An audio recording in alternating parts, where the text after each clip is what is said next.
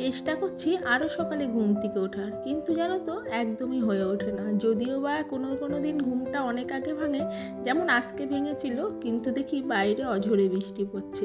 এই জন্য কিন্তু আর মানে কোনো কাজই বাইরে করতে পারিনি, অনেকটা লেট হয়ে গেছিলো। যদিও বা আমি ভাবছিলাম যে আজকে একটু বসে রেস্ট নিই সকালবেলা বা বিছনাটা গুছাই, কিন্তু ভালো লাগছিল না। সেই একঘেয়েমি কাজ করতে করতে না অনেক সময় একদম বিরক্ত লেগে যায়, আর ভালো লাগে না।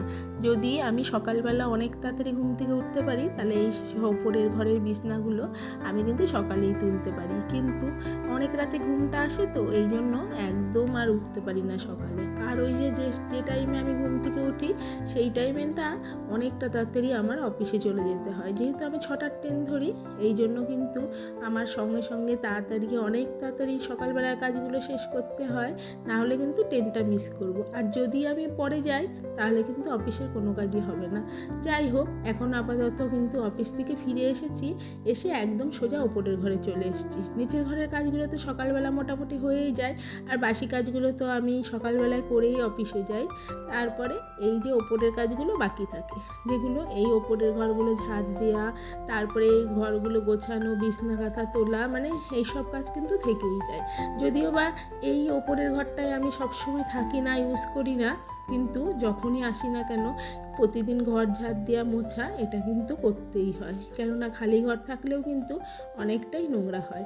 আর এই সোমবার দিনগুলো না, সোমবার দিনে না আমার নিরামিষ যেহেতু খাই, এই জন্য না একটু ধোয়া পাকলা করা মানে বেশি থাকে, এই জন্য সোমবার দিন অনেকটাই অসুবিধা হয়। আর সোমবারগুলো ভাবছি যে আমি একটুখানি অল্প রান্না করব, কিন্তু নিরামিষ রান্নাগুলো না অনেকটাই বেশি হয়ে যায়। সোমবার দিন শাশুড়ি মা রান্না করতে গিয়ে দেখে একদমই ঘি নেই। আবার ওই যে পুজোও দিতে হবে, ঘি ঘরে বাড়ন্ত, তাই ঘি আনতে চলে গেছিলাম পাশের বাড়ি। এইবারে ঘিটা না অনেকটা ভালো জানো তো, আর এই ঘিয়ের সত্যি গন্ধটা এত ভালো না, আমি ঘিটা নিয়ে এসে সোজা রান্নাঘরে চলে গেলাম।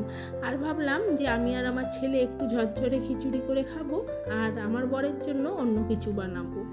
আর এই ঝরঝরে খিচুড়ি খেতে আমার ছেলে খুব পছন্দ করে। আমি অতটা পছন্দ না করলেও ছেলে কিন্তু অনেকটা পছন্দ করে বলেই এই সোমবার দিন আজকে না খিচুড়িটা বসিয়েছি। আর ওইদিকে কিন্তু কাঁচা মুগ ডাল রান্না করব, আর পুঁই শাক করবো, আর একটু ভাজা করব, ব্যাস। আমার বরের কিন্তু অত খাওয়ার মানে ন্যাকামো নেই, যা দেয় তাই কিন্তু খেয়ে নেয়। এদিকে দেখো রান্নাঘরে এসে রান্নাটা কিন্তু বসিয়ে দিয়েছি, ওইদিকে খিচুড়িটাও কিন্তু বসিয়ে দিলাম। আর রুটির সাথে খাওয়ার জন্য খানিকটা ভেন্ডি কেটে নিয়েছিলাম, ওই ভেন্ডি ভাজাই কিন্তু বানাবো। আর নিরামিষ দিনে না খুব একটা অসুবিধা হয় কি, নিরামিষ পদ একটা দুটো করলে হয় না, বেশ খানিকটা করতে হয়।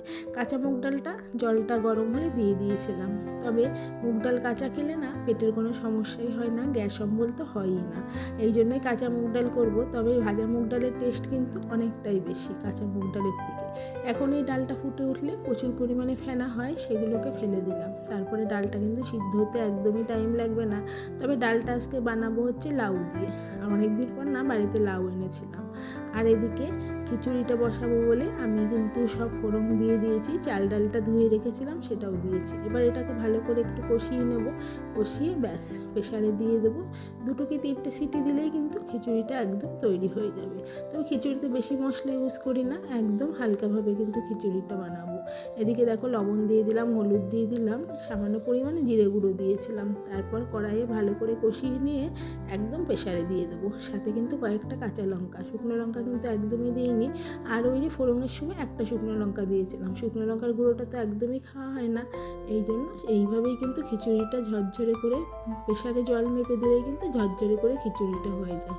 আর এই খিচুড়ির সাথে খাওয়ার জন্য খানিকটা আলু কুচিয়ে কেটে নিয়েছিলাম, সেটাই ভাজবো।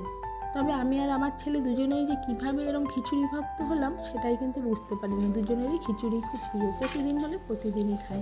এদিকে দেখো কড়াইয়ে তেল গরম হলে আমি কিন্তু ফোড়ন দিয়ে দিয়েছিলাম তেজপাতা, শুকনো লঙ্কা আর একটু আদা ঘষে দিয়েছিলাম। তারপরে ওই যে ডালটা যে করেছিলাম সেটাকে ফোড়ন দিতে হবে। তবে জানো তো এই যে এই রান্নাবান্না করতে গিয়ে প্রচুর গরম লাগছিলো, আর বুঝতেই পারছিলাম না যে কী করে মাকে সামাল দেবো।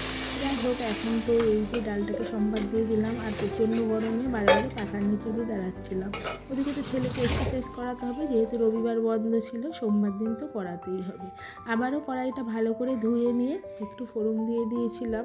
আর বাদবাকি রান্নাগুলো তো করতেই হবে বলো। আর পুঁই শাকটাও কেটে নিয়েছি সাথে সাথে। আর আর পুঁই শাকটা না এই সময় না বেশ ভালো লাগে খেতে। তবে বর্ষাকালে শাক পাতা না খাওয়াই ভালো আমার মনে হয়, কিন্তু পুঁই শাকটা যেহেতু সব রকম সবজি দিয়ে রান্না করা হয়, পুঁই শাকটা খেতে কিন্তু বেশ ভালো লাগে। তাই জন্য পুঁই শাকটা কিন্তু আমি বাজারে দেখলেই একদম নিয়ে চলে আসি।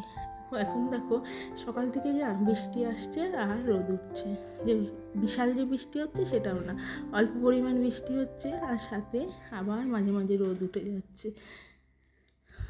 রবিবার দিনের না বেশ কিছু তরকারি ছিল, সেগুলোকে ফ্রিজে কিন্তু রেখে দিয়েছি, কেননা সোমবার দিন না একদম আমি আর শ্রাবণ মাসের সোমবারগুলো তো খুব ভালো করে মানি, পুরো ধোয়া পাকলা করে একদম পরিষ্কার করে কিন্তু রান্নাবান্না করি। এদিকে পুঁই শাকটা সব রকম সবজি দিয়ে আমি একবারেই একটু পাঁচফোড়ন ফোড়ন দিয়ে বসিয়ে দিয়েছিলাম। আসলে সবজিগুলো যদি আলাদা করে ভেজে নিই তাহলে কিন্তু প্রচুর পরিমাণে তেল লাগে। সমস্ত রান্নাবান্না সেরে ঠেরে এখন যে আধা শুকনো জামা কাপড়গুলো ছিল সেগুলো নিয়ে ছাদে উঠে গেলাম। ওখানে তো মেললামই, আকাশটা দেখো আবারও মেঘ করে আসছে, আর এই যে ওপরে ওঠানামা করতে করতে না কোমরটা প্রচুর পরিমাণে ব্যথা হয়ে গেছে। এখন দেখছি যে আবারও বৃষ্টি আসবে, তারপরে ভাবলাম যে না, হাওয়াতে যেটুকু শুকায় একটুখানি রেখে যাই। আর ওই যে ছাদে উঠলেই না গাছগুলোর দিকে আবারও চোখ পড়ে যায়, গাছগুলোকে দেখতে চলে গেছিলাম, তবে গাছগুলো বেশ সতেজ হয়েছে। এখন তো বর্ষাকাল আর বর্ষার জলটা অল্প অল্প পড়ছে, তবে সেই পরিমাণে তো বৃষ্টি হচ্ছে না, তাই জন্য আমি কিছুটা জল দিয়ে দিয়েছিলাম। তবে ভেবেছিলাম ছাদে হয়তো ওরা এতটা তাপে ঠিক মতো থাকতে পারবে না, কিন্তু দেখলাম গাছগুলো বেশ সুন্দর হয়েছে। আর গোলাপ গাছটায় না বেশ কড়িও এসেছে, কদিন পরে কিন্তু ফুলও ফুটবে, তাই ভাবলাম যে গাছগুলোকে একটু জল দিয়ে দিই। তবে কদিন আগে জানো তো ওই গাছের টবের মধ্যে আমি দুটো ডাল লাগিয়েছিলাম, এখন দেখছি ডালগুলো না ছোট্ট ছোট্ট পাতা বেরিয়েছে, বর্ষা বলে ডাল দুটো না বেঁচে গেছে। এখন একটু বড় হলে ভালো করে শেকড় গজালে তারপর কিন্তু অন্য টবে মাটি দিয়ে এই দুটো লাগাতে হবে। তাই ভাবছিলাম, আমি তো একদমই সময় পাই না এইসব গাছ টাছ লাগানোর। যাই হোক, এখন আবার নিচে নেমে আসলাম, যেটুকু রান্না বাকি ছিল ওটুকু কিন্তু করে নিচ্ছি। পুঁই শাকটা দেখতে দেখতে কিন্তু আমার মোটামুটি হয়েও গেছে। আর তারপরে তো স্নান টান করতে হবে, একদম স্নান করতে চলে গেছিলাম। আর স্নান টান করে এসে বিকেলবেলার দিকে একটু বেরোবো, আসলে আমাদের এনজিওর কালকে মিটিং আছে, সেই মিটিংয়েই কিন্তু যেতে হবে। তারপরে দেখলাম যে প্রচুর পরিমাণে একটু খিদে পেয়ে গেছে, শাশুড়ি মা দেখলাম চা করেছে, সেই চা আর একটুখানি মুড়ি খেয়ে নিয়েছিলাম। আর ভাবলাম যে দুপুরবেলা খুব তাড়াতাড়ি খেয়ে আবার বেরোতে হবে, যেহেতু 4টে থেকে মিটিং আছে। পরবর্তীতে তারপরে তো মিটিংয়ে চলে গেছিলাম। আর মিটিংয়ে প্রথম দিন অনেক হইচই, অনেকে এসেছিলো, খুব ভালো লাগছিল। আমার ভিডিওটা কেমন লাগলো অবশ্যই জানি।